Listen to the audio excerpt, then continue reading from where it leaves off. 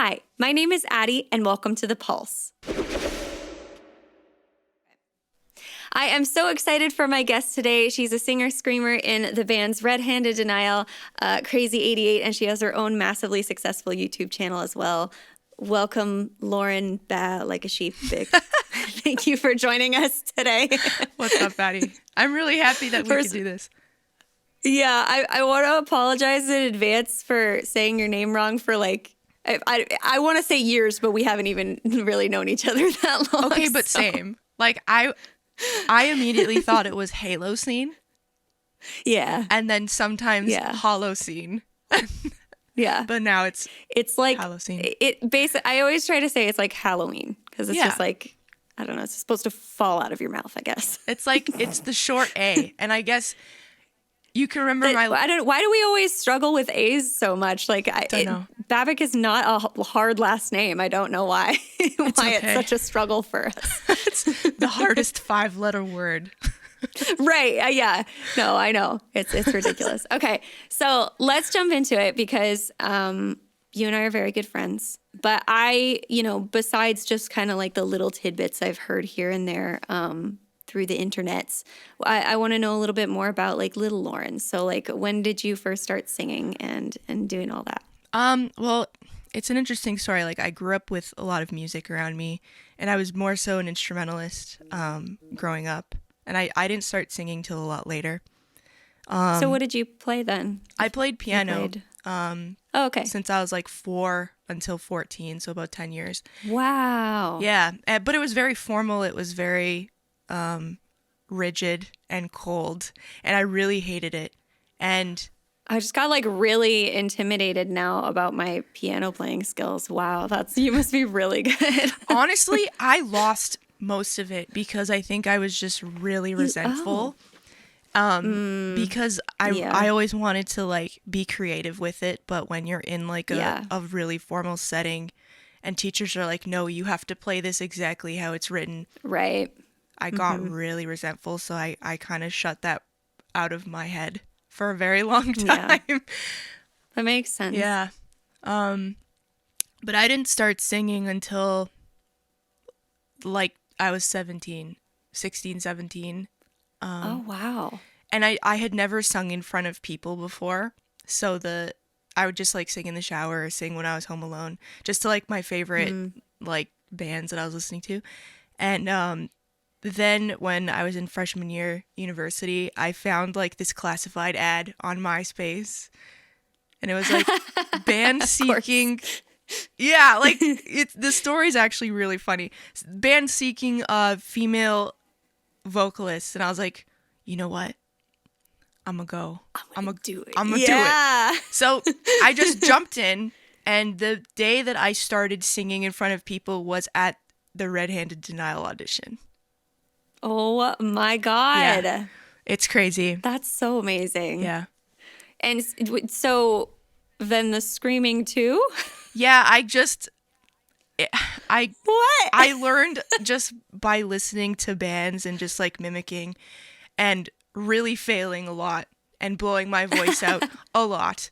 So pretty much my whole singing career until very recently was completely self-taught, and only like in the past like year and a half have I really sought like professional lessons and like insight to my voice.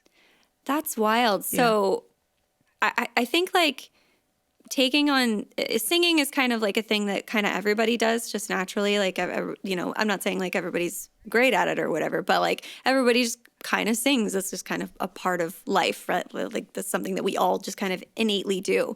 I don't think it ever occurred to me, like, even though I listened to these bands that had screaming in it and stuff, to like really try and do that. I guess maybe because as a female, I felt like that's not my place. Like maybe that's just something that I put into my own head, but like, oh, I don't know how to do that. How could I possibly do that? Mm-hmm. So seeing somebody like you be able to do something like that is just so inspiring and so cool. So I think it's like, it's really wild to me that a story like that can come up, that you're just like, I'm just going to try this and go for it. Like that's such a, I don't know, singing is intimidating, screaming to me is even more intimidating. For sure, because it's mostly like it's a dude thing.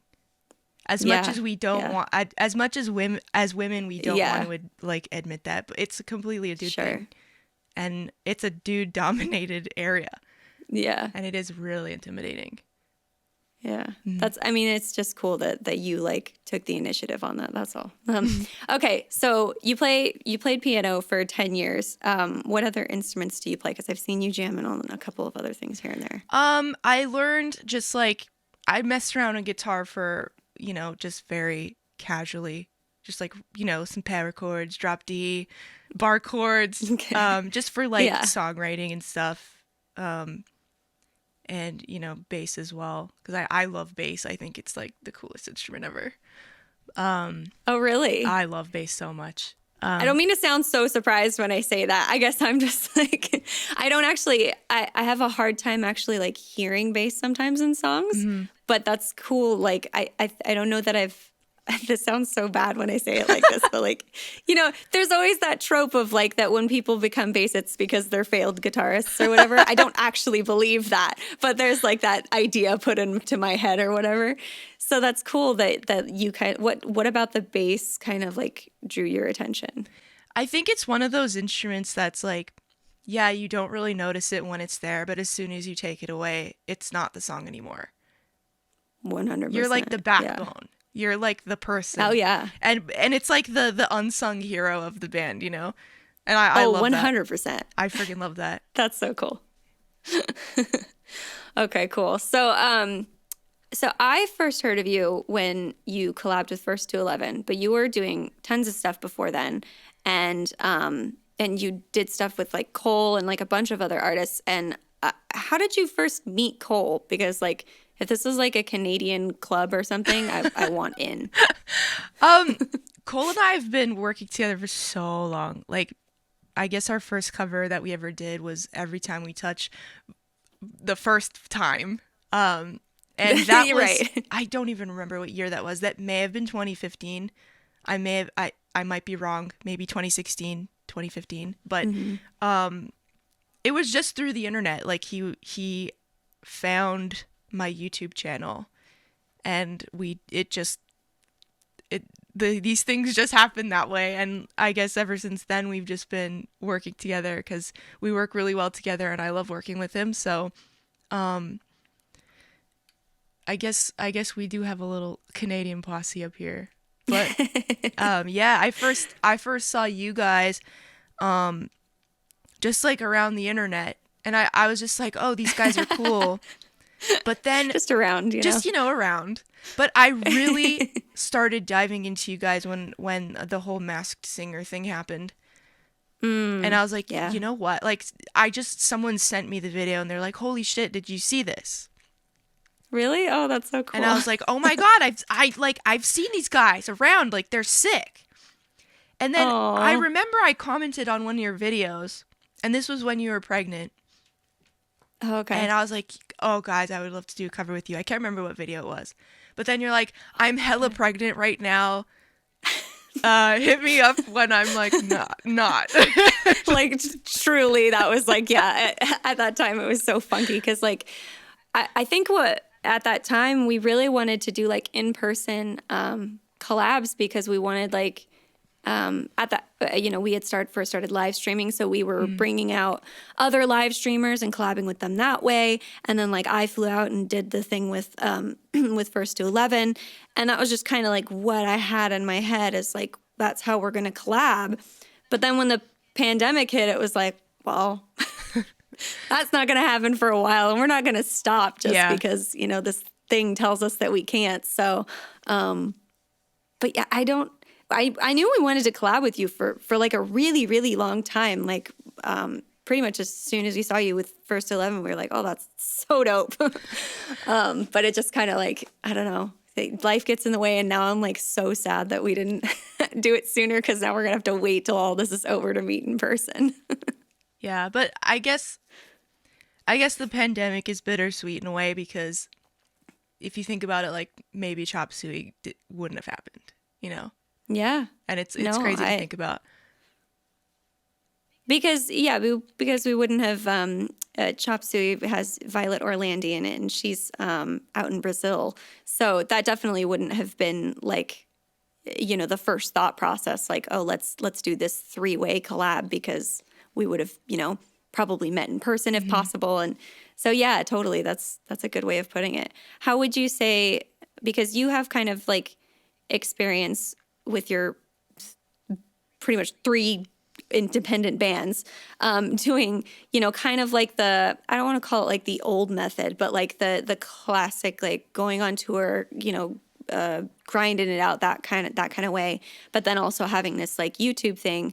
So how has it been since the pandemic started? Like, I assume that you know, miss touring, but how has that kind of like changed your life?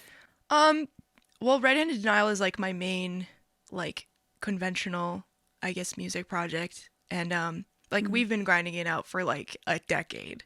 So yeah.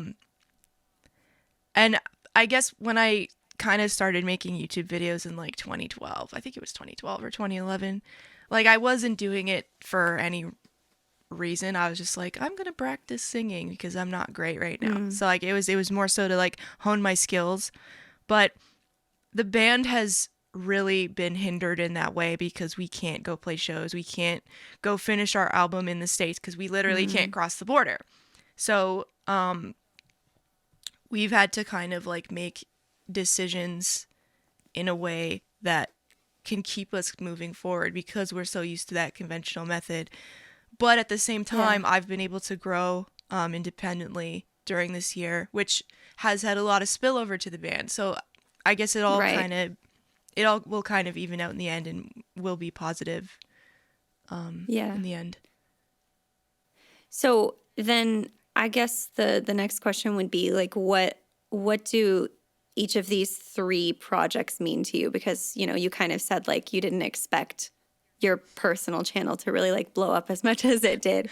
So I love your, can I call it your pop album? Is that like weird? Yeah, no, like that's what it is. It's like, yeah, it's like super dope. I'm in love with it. And so like, do you think that, what do these 3 different projects mean to you? Like, do they have their places, or do they kind of all intertwine together? What's the deal there? I think I just want to have as many creative outlets as I can because Red Handed Denial is very, very specific. Like, it is kind of like an anything goes kind of band, but it is very heavy. It's very progressive, very technical, and it is not for everybody. And it does have its own style. And I know that some things that I want to do just won't fit in that narrative. So yeah. Then when Crazy 88 came along, that's kind of Jared's baby. And it worked out perfectly because I knew I couldn't put as much sort of power into Crazy 88 as I do Red Handed Denial, because Red Handed Denial's my baby and Crazy 88 is Jared's baby. So it kind of worked out perfectly because you only have... And your children can meet together and hang out and become friends and grow old together. They'll grow old together and become beautiful people. But like it was just the perfect scenario because Jared could take on more of the admin things for Crazy 88 and really just alleviate that for me. So Crazy 88's more like that post-hardcore rock, a little bit more palatable than Red Handed Denial stuff. And then I have the whole YouTube side and my solo stuff, and that's like anything left over that I want to do, I will do, and including a friggin' pop That's sick. EP. Like, yeah, I was just like, you know what? I'm gonna do it. I don't care. I'm so glad you did because it's so good, and I think when maybe I'm just like, I'm kind of like my roots are kind of like in pop, so for me, when I hear someone being able to do pop like that, having such a wide variety of kinds of music, it just shows like what kind of a musician you are and how you're able to expand your horizons like that and be able to not only scream, but be able to do like a a song that I want to like dance to. Like it's so cool. Like different kind of dancing, but yeah. Yeah, and I guess just my music taste, like I listen to a really wide variety of music, and I'm inspired by so many different artists that I'm just like, you know what? I want to make a Bruno Mars style song, but that's not going to fit in a Crazy 88 element or a Red Handed Denial element. So I was just like, you know what? I'm going to do just like a little pop thing because I want to, because I feel like it. That's awesome. That's super cool. Yeah. Okay, let's talk about Twitch because you just recently started live streaming, and I want to know what inspired you to do that, and you know, like what does live streaming do for you that maybe you weren't experiencing before? I think with YouTube and just the landscape of social media, Twitch is like that standout platform that I feel you don't get that type of real-time connection on any other platform. And I was kind of in a scenario where I was like, you know what? It can be very toxic in other platforms, and I don't quite feel that connection with people. And so I kind of did Twitch for me. I was just like, I want to talk to people, and I don't want to feel alone, because I guess social media, it's like, yeah, we feel so connected, but I'm still freaking alone. Yeah. And Twitch is so real time, and you're literally sitting with people in that very moment. And there's something about that makes me just feel better. Yeah. And yeah, totally. On the most basic level, that's literally why I started doing Twitch, with no expectations. Like absolutely zero expectations. Just for that's awesome. For that reason. It seems kind of like most of the things that you've done have kind of been like no expectations, and things have worked out for you like really well. I think that's kind of been my mantra like my whole life, because I guess like I did go to university. I got like my undergrad, and I also have my teaching degree as well. So I guess me growing up, like my parents were just like, music's not an option for you. Like you have to be like a professional with benefits, a salary. So like it was kind of always ingrained in my head that music was always going to be a hobby. So I never had the expectation like, okay, I'm going to do this. But until really recently, where I was just like, you know what, I friggin' can do this, and I want to do this, and I made that choice. Yeah. And I'm completely happy with it. Dude, that is so dope. Yeah. I hope this isn't too personal, but like, what do your parents think now? They've come a long way. I guess it's because they care about me and they want to see me succeed. Yeah. And they just don't understand what this all is. It's just like, this is a job.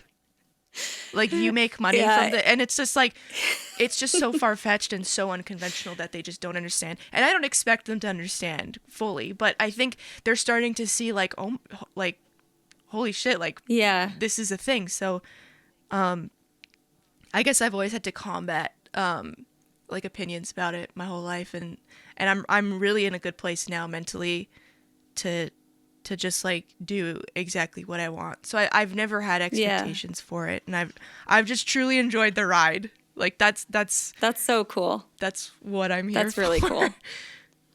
Okay, so when someone on the street comes up to you and is like, "What do you do for a living?" How do you answer? It's that's like, you just asked me that word. Oh my God, what do I do? Your heart rate elevates a little bit. It's like, oh my God, I just say I'm a musician. Like that's immediately what comes to my head. But oh, you're a musician. Like, where do you play? Like, I feel like I have to have a notebook with a list and being like, well, I do this and I do this. Yeah. I sometimes do this. Yeah. That's a loaded question. Super funny to try to explain to someone, especially something like live streaming. Yeah. Man, that's always really difficult. So I can imagine with having as many bands as you do and like how much you do all over the internet that it's quite a conversation. It's always a conversation piece. Okay, so here's something that I want to do with you. There is some very interesting stuff on your Instagram. So what I want to do is show you a couple of pictures, and you're going to tell me what the heck is going on here. It seems like you have an affinity for stuffed creatures. I do. I do. So let's do that. That's like people's opinion about everything. It's like, what is this? So can you see my screen here? Yeah. Okay, so you've got yourself here, and the caption says, I said, never, ever speak to me or my sons again. Please explain. So Snorlax is my favorite Pokemon, and I guess I'm a huge nerd. And I guess this just stems down to my personality. Like, I literally, like, life's too short to take yourself seriously. So I will just shitpost a lot. This is one of those moments. It's funny because most of your stuff on your profile, it's one or the other thing. It's like super like hardcore, like terrifying you screaming or just like you snuggling up to Snorlax. I guess it's my duality. It's like I explain this. I explain it in this way. Like, you have Beyonce. It's like, okay, that's Beyonce, but she has this part of her called Sasha Fierce.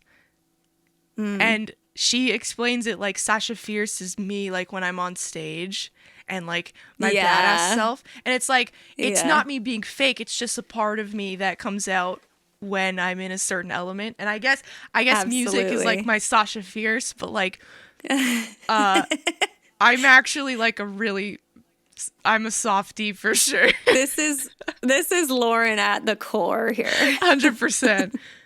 100%. Okay, moving on to the next picture. You've got more in the background here, so let's see. It's okay. So we've got a myriad of Pokemon and Baby Yoda. So you can see like right here, this like. Oh yeah. I just love cute things, and it's just my love for like kawaii things. And maybe that's a huge thing in like the metal genre. Like, I don't know if you've seen those memes of like the metal vocalists when they're on stage, and it's like the T-Rex, and then metal vocalists when they're off stage, and it's just like, and I resonate with that so much, and like that's 100% my personality. Okay, so let's move on here. This says Buc-ee's. Go to Buc-ee's once is the caption. So you just couldn't contain yourself. You had to walk away with the little Buc-ee's plush. Oh my God. So Buc-ee's it's like a running joke when we go on tour in the South. Because I think this was the first time that we were in Texas, and Buc-ee's is like a Texas thing. And it's like a gas station, but it's like a mecca gas station. Oh, I've been there. Oh, hell yeah. I knew as soon as I saw this picture, I was like, oh, she knows. I know. And it's like, anyone who's been to Buc-ee's understands. It's like I belong to the Church of Buc-ee's.